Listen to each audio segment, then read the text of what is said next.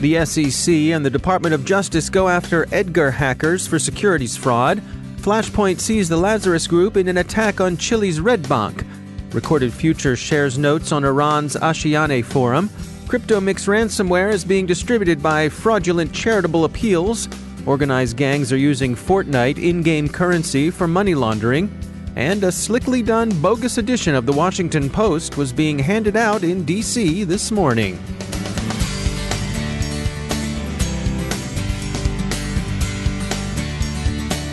I'd like to take a moment to thank our sponsor, Georgetown University. Georgetown offers a part-time master's in cybersecurity risk management that prepares you to navigate today's complex cyber threats. Ideal for working professionals, the program features flexible options to earn your degree without interrupting your career. Take classes online, on campus, or through a combination of both. You decide.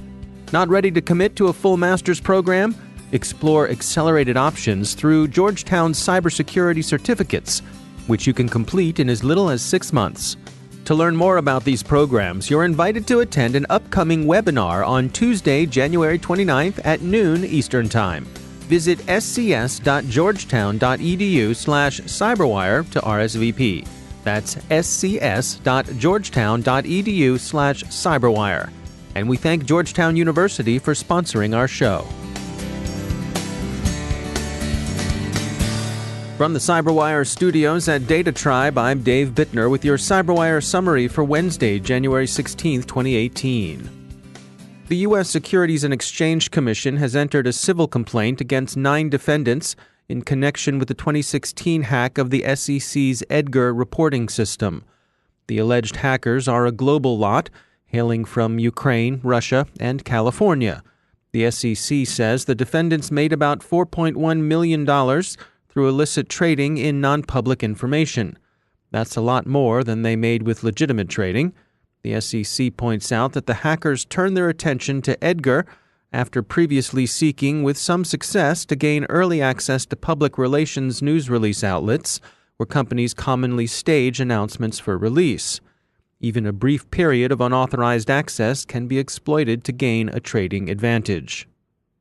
In a parallel action, the U.S. Justice Department indicted 2 gentlemen from Kiev, both also named in the SEC's action, on 16 counts of securities fraud conspiracy, wire fraud conspiracy, computer fraud conspiracy, wire fraud, and computer fraud.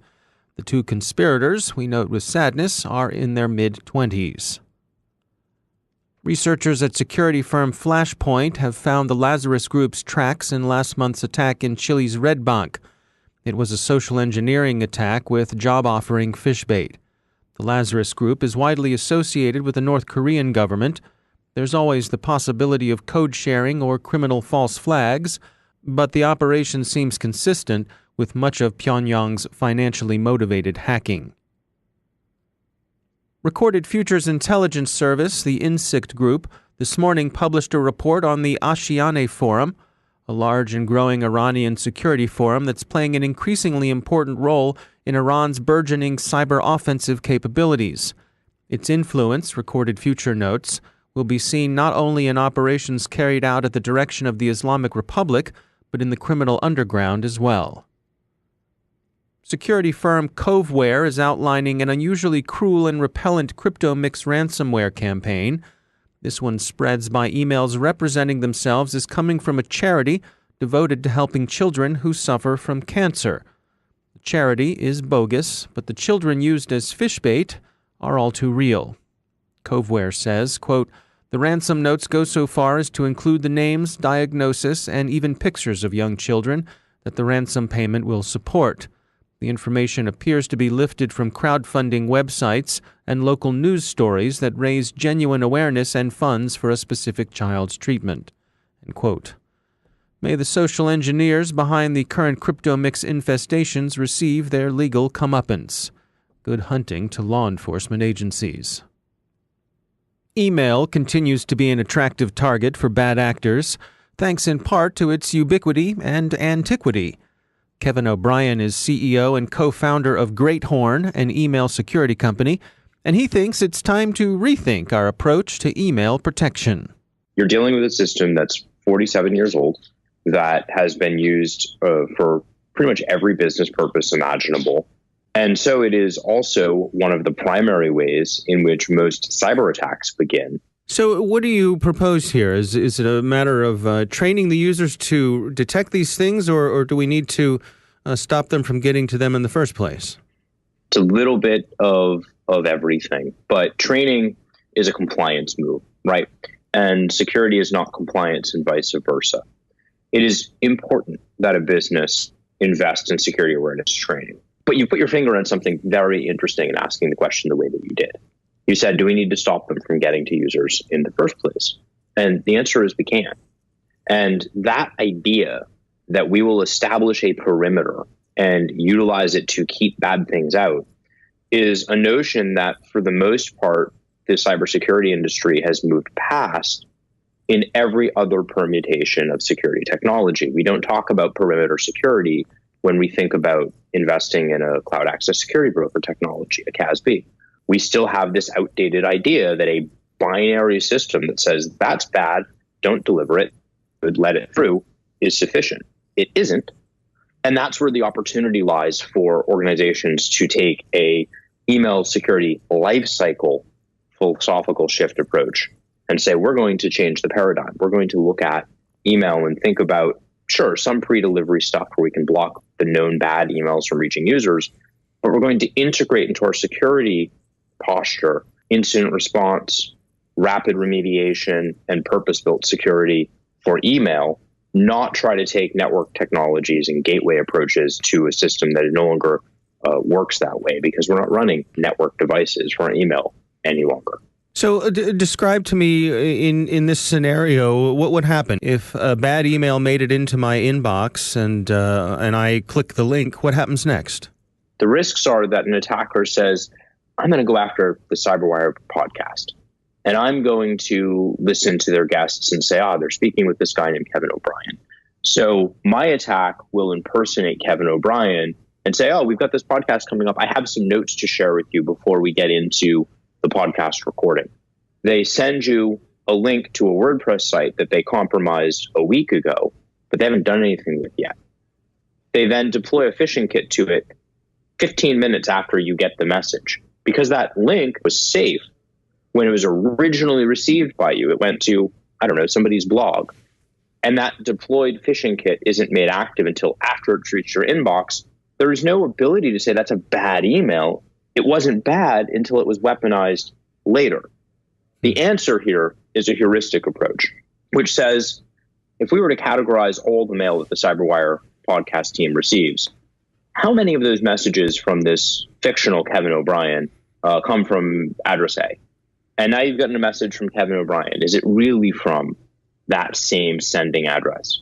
This URL you just received, is it Amazon.com, or is it a fairly unusual WordPress site?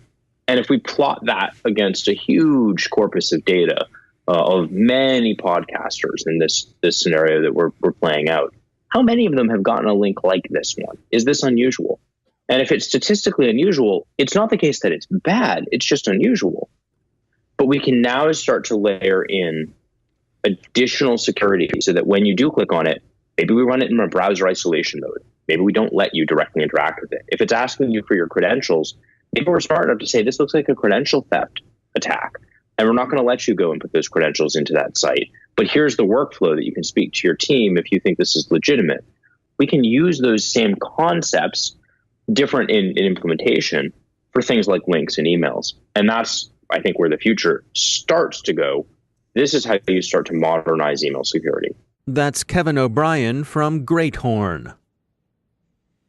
If you really must play Fortnite, Check Point recommends enabling two-factor authentication on your account. There's account hijacking afoot, much of it enabled by dodgy sites promising ways of accumulating V-Bucks, in-game currency, at a discount.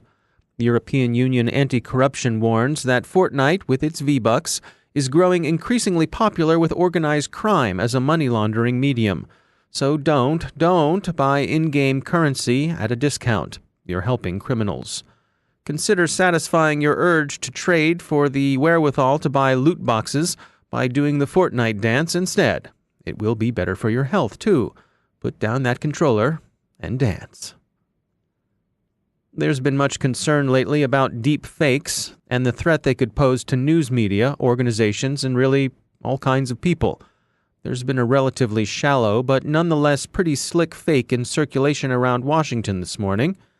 The Washington Post warned a little before 8 this morning, local time, that phony print editions of the paper announcing President Trump's resignation were being circulated around Washington. The announcement came via Twitter, posted by the Post's PR department.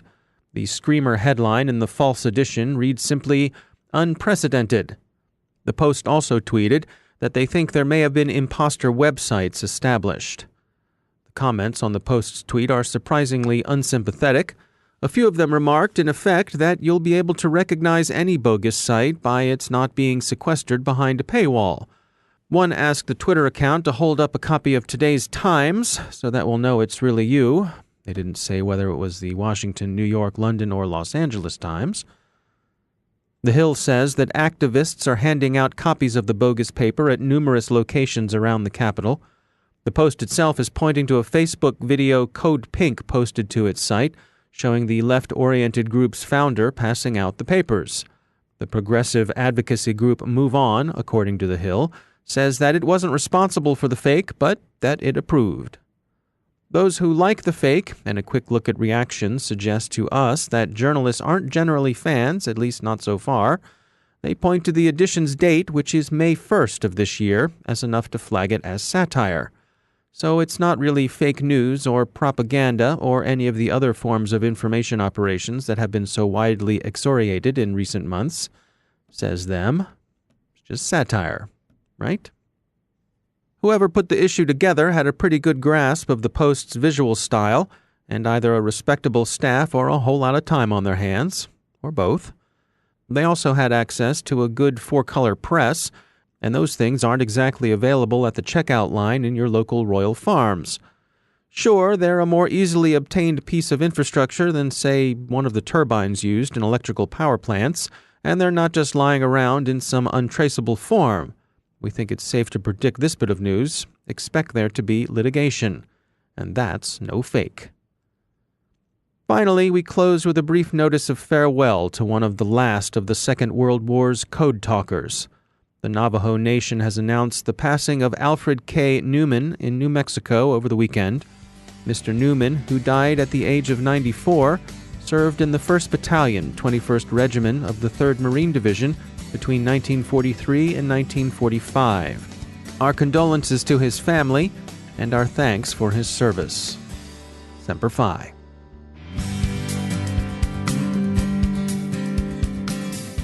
And now a word from our sponsor, Virtru. Virtru is a data privacy company that protects your organization's data wherever it goes.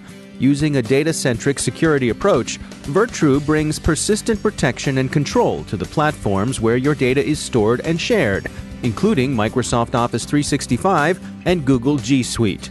Now I know what you're thinking. What makes this different from any other data protection tool? Well, have you ever tried to protect data from inside your perimeter? It's hard, but Virtru makes it easy by not only encrypting at the data object level, but also by giving you the ability to track where your data is shared, revoke access, maintain audit visibility, and host your own keys, so you don't have to trust third-party services to keep your data safe. Virtru helps protect thousands of companies' data, including HBO, WeWork, and the Associated Press. And for a limited time, they're providing our listeners a free copy of Forrester's 14-page report on the future of data security and privacy. Get your copy at virtru.com/cyberwire today. That's virtru.com, virtru.com/cyberwire. And we thank Virtru for sponsoring our show.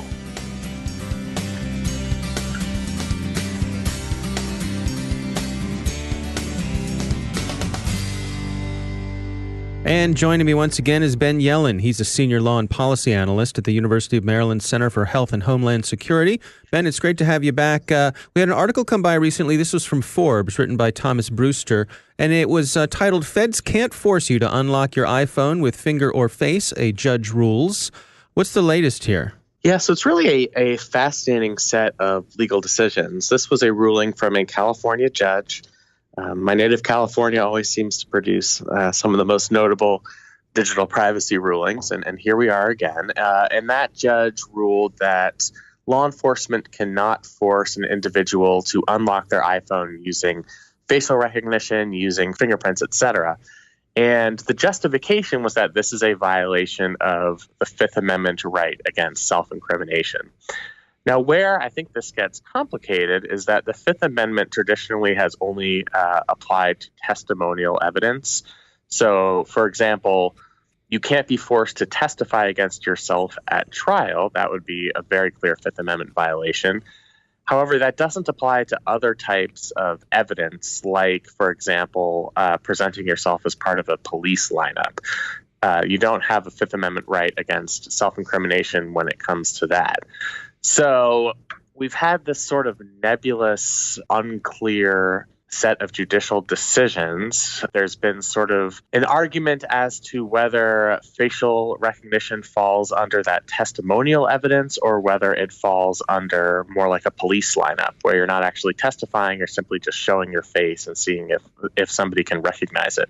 The reason this is complicated as it relates to digital devices is previous courts have ruled that entering in your passcode or using a thumbprint does count as testimonial evidence for the purposes of the Fifth Amendment. Facial recognition, in terms of its ability to unlock an iPhone, performs the exact same function as a thumbprint and entering a passcode. So there's really no practical difference. And I think what this judge was saying is, since there is no practical difference, why should there be a legal distinction between facial recognition and one of the other methods used to unlock a device? And I think that's compelling. I think facial recognition as a means to unlock a phone more closely cues to testimonial evidence because it's, revealing something personal about oneself. All of the data that is stored on a person's smartphone or device, rather than a means to just recognize somebody, which is, I think, what the previous cases about police lineups were about. This court case has gone against some previous rulings. We discussed an article that came out in September where a judge allowed the federal government to force somebody to unlock their phone using facial recognition. I think what that indicates is there's going to be a real circuit split among our judicial circuits, and this is a very unsettled question because it kind of falls in between two areas of Fifth Amendment jurisprudence. So where does it go from here? First of all, how does this affect the entire nation? Does this apply nationwide? And then do you suppose this will make its way to the Supreme Court? I think it's possible it makes its way to the Supreme Court. There's no nationwide applicability to this decision. It's not like there was a nationwide injunction. This is not binding precedent on any of the other circuits outside the Ninth Circuit, where it was decided in the Northern District of California. It's certainly persuasive to some other judges that might be considering these cases. This is something that's going to become more and more ubiquitous. There are a lot of cases where there's going to be very compelling evidence contained on personal devices. And that means, especially as the iPhone X becomes one of the most prominent cell phones on the market and future editions of the iPhone and perhaps other devices use facial recognition as a tool to unlock the phone, you're going to get a lot of cases where that's the only ticket for law enforcement to get access to that data. I think there's indication that this case is going to get appealed. That would go to the Ninth Circuit Court of Appeals. And I think it's definitely the type of case that you could see at the Supreme Court just because it's straddling two different lines of cases dealing with the right against self-incrimination. It's compelling, to me at least, that since there's no practical distinction between using a thumbprint or using a passcode to unlock a device between simply showing your face, that leads me to believe that there should be no legal distinction as well. And I think that's something we'll have to see the Supreme Court wrestle with. All right, well, we will keep an eye on it. Time will tell, of course. Ben Yelin, thanks for joining us. Thank you. And that's the CyberWire. Thanks to all of our sponsors for making the CyberWire possible, especially our supporting sponsor, Observit, the leading insider threat management platform. Learn more at observit.com. The CyberWire podcast is proudly produced in Maryland out of the startup studios of Data Tribe, where they're co-building the next generation of cybersecurity teams and technology. Our CyberWire editor is John Petrick, social media editor Jennifer Iben, technical editor Chris Russell, executive editor Peter Kilpie, and I'm Dave Bittner. Thanks for listening.